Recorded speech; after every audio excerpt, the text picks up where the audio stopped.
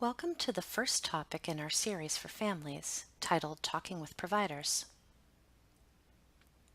Interacting with many different health providers can be frustrating for many reasons.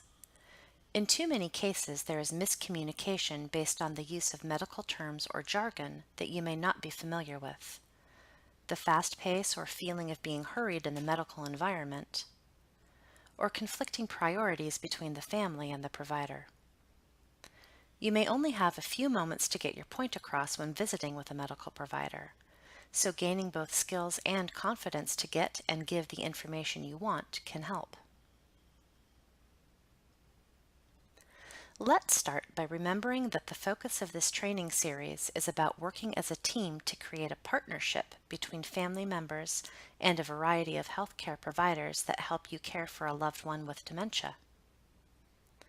Partnerships rely on good communication. It also means asking questions or for explanations if something the provider says doesn't make sense to you, as well as bringing up any concerns that you may have with the care routine for your loved one. Being prepared throughout the conversations and interactions with providers is also really important to a successful partnership. So let's think about some things to keep in mind when preparing for a visit with a care provider. As we think about talking with providers, one of the first things to consider is, who is the provider? Many family caregivers interact with a long list of providers, including the primary care provider, who may be a physician or a nurse practitioner, home care providers, which may include direct care workers as well as physical or occupational therapists, community service providers such as nurses and social workers, and also specialists in the acute care or clinic setting. Once we know who we are working with and their role in the care of your loved one, we can move to the second question, which is, what is the concern? What is the reason for talking with the provider?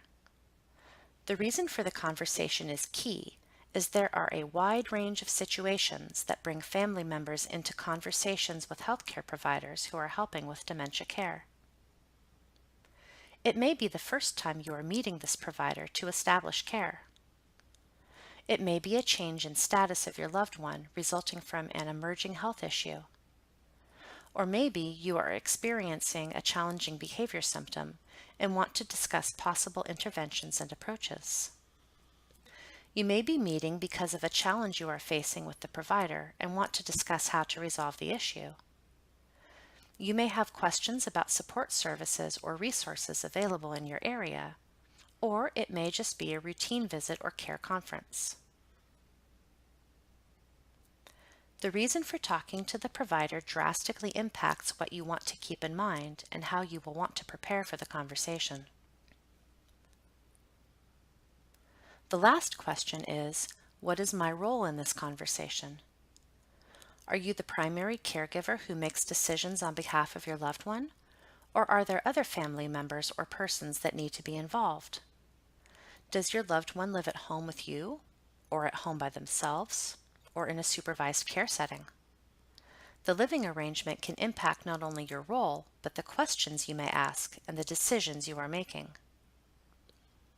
One important point of person-centered care is encouraging the person with dementia to speak for him or herself. It is important to not jump into the conversation too soon or answer questions on behalf of your loved one if they are able to accurately report on symptoms, experiences, or care needs. We know there are times when the person is unable to accurately report, and in that situation, your assistance to share information is needed.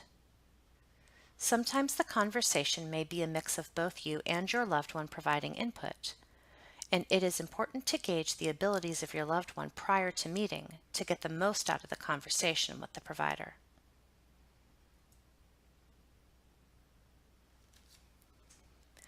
You can expect quite a number of variations in how you interact with these different providers based on the situation, and also where your loved one is in their disease process. but through those variations, there are some tips that we will discuss today that can help. Before we start on that, let's take a minute for a quick discussion. If you are viewing this presentation on your own, you can use these discussion breakouts as a self-reflection on your experiences. If you are in a group setting, take time to talk about your experiences as a group. Pause the presentation and then start it back up when you are ready to continue. We have heard from family caregivers that at times they feel reluctant to bring up behavioral or sexual issues with medical providers for fear of not being believed or feeling embarrassed. What questions do you find difficult to bring up with providers, and how do you feel these topics can best be discussed openly? Again, please pause the presentation now, and when you are ready to continue on, press play.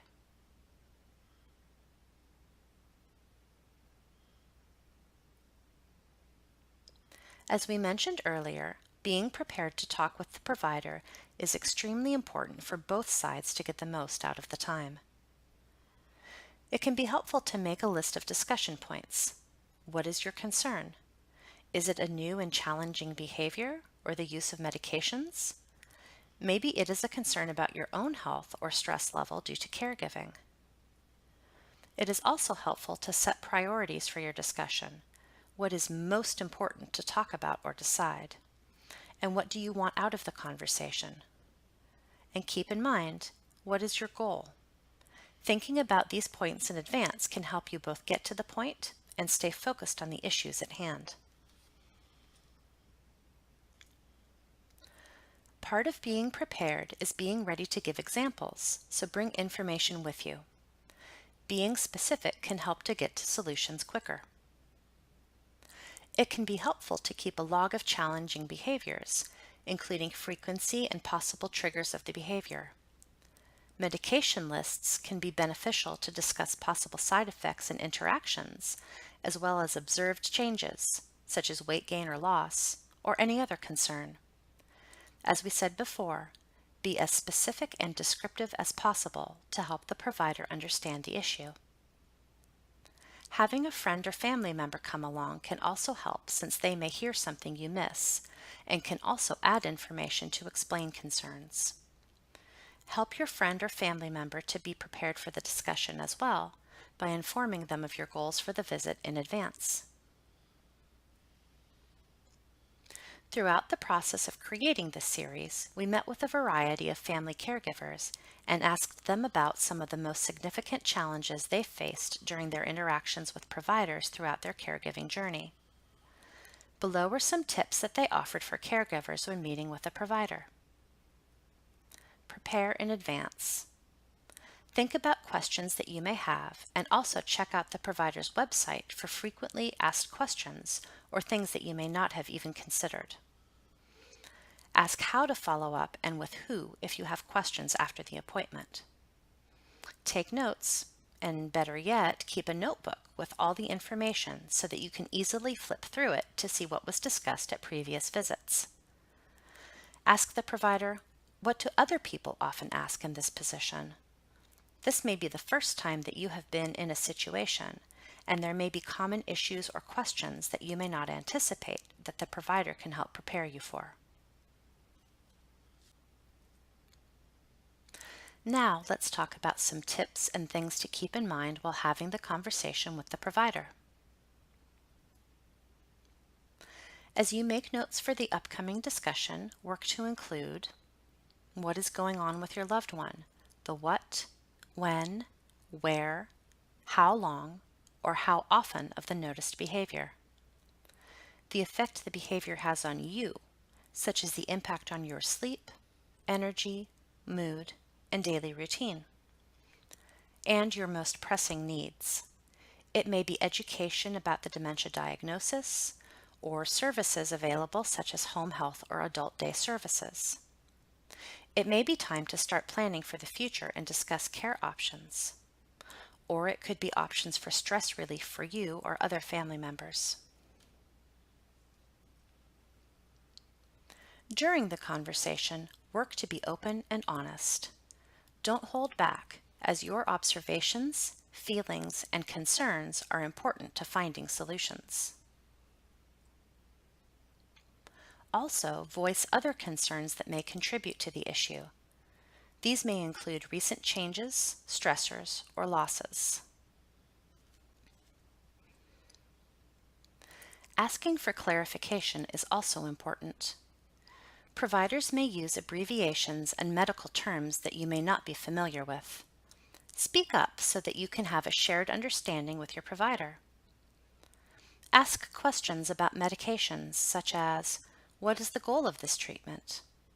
What are the side effects to be aware of? What is the cost? Are there other options to consider?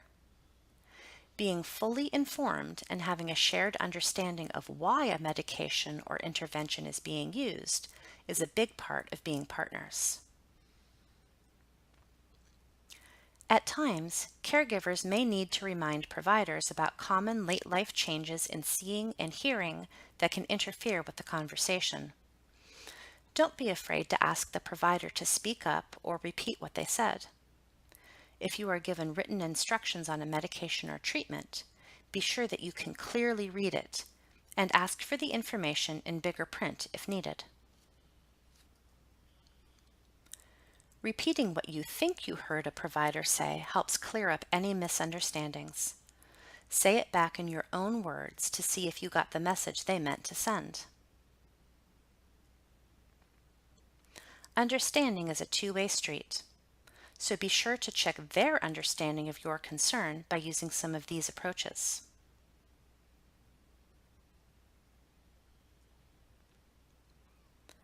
Conversations with providers may bring about emotional responses, and at times it may be frustrating.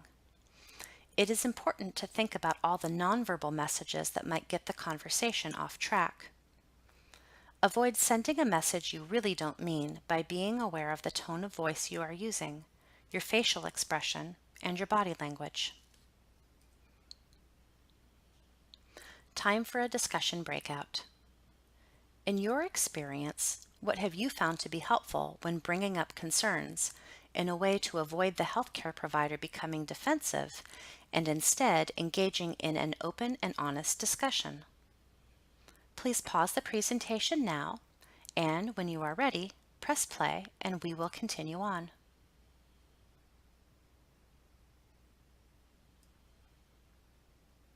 There are many things to keep in mind while preparing for conversations with providers. Open and honest discussion is the foundation of being a partner with providers and to building a trusting relationship. Let's take a minute to quickly review a few of the points we talked about today.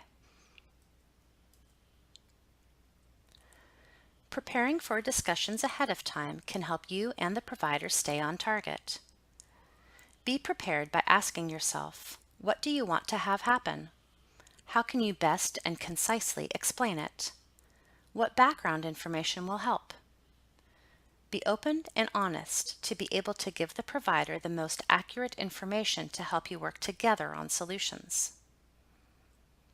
Don't be afraid to ask questions, explore choices and offer ideas, and to check for understanding so that you are on the same page and working towards the same goals. There are also times when the best next step is to take a break, pause, excuse yourself, and give both you and the provider time to regroup if needed. As we mentioned earlier, reacting emotionally rarely helps to find solutions in challenging situations. Sometimes it may be best to hit the pause button and come back later to finish the conversation. The next presentation is called Don't Be Shy, and we will discuss more ideas for talking openly and honestly with providers. We hope to see you soon.